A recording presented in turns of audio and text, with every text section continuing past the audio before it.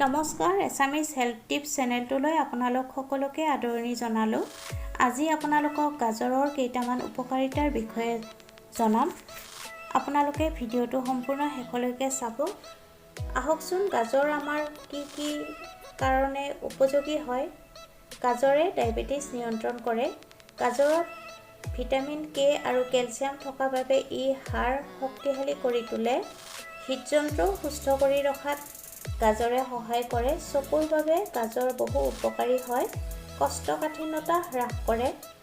ওজন কমোৱাটো সহায় কৰে গাজৰে আৰু তেজৰ বাবে বহু পৰিমাণে উপযোগী।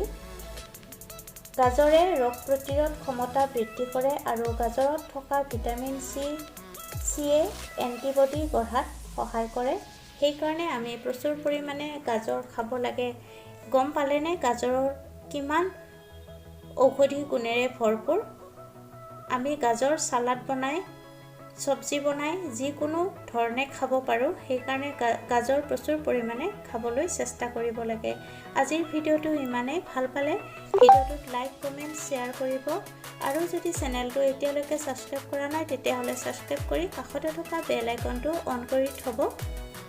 পুনৰ এটি নতুন ভিডিঅ'ৰ সৈতে উপস্থিত হ'ম। আজিলৈ আহিলোঁ। ধন্যবাদ।